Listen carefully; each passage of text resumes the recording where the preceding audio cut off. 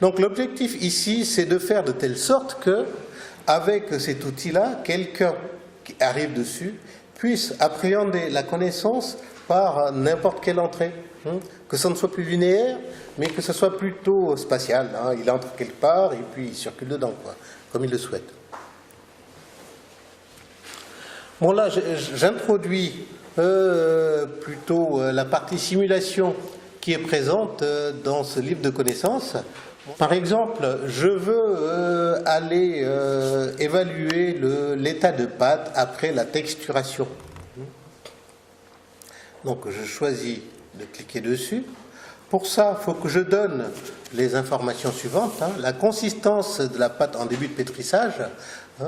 Le UB, c'est de l'unité Brabender, mais ça, c'est une unité d'une machine dont l'inventeur s'appelle Monsieur Brabender, probablement.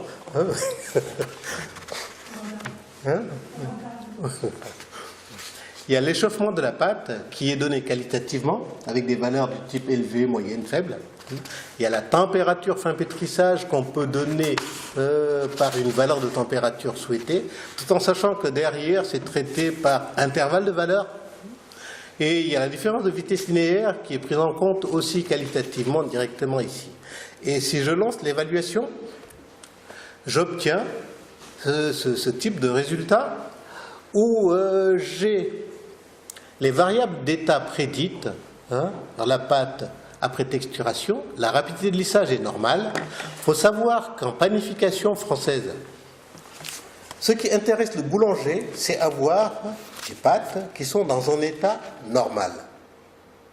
Il ne veut pas de pâtes qui ont un état excessif ou insuffisant. C'est-à-dire, si on le regarde sur une échelle centrée sur 0, il ne veut pas du plus ni du moins, il veut le 0.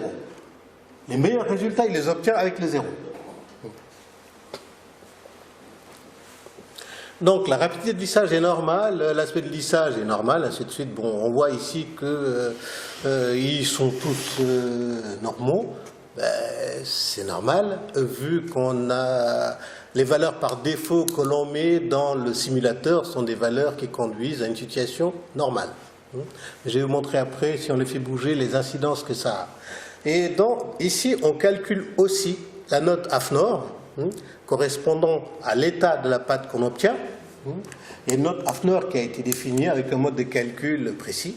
Et cette note, c'est une note sur 25. Et ici, on a une situation où on a 25 sur 25. Donc, c'est parfait. Ici, ce qui est marqué VVH, VH, H, M, L, VL, VVL, ça c'est les symboles qui sont utilisés dans une algèbre qualitative qui est utilisée derrière pour faire les calculs dont les résultats sont présentés ici. Le M étant la valeur normale, tout ce qui est L étant de l'insuffisant et tout ce qui est H étant de l'excessif. Et là, on est dans une situation normale qui est la meilleure. Et dans cette partie basse, ce qui est représenté correspond à cet onglet-là, les valeurs de la note qu'on a. Et ici, bon, le descripteur de pâte.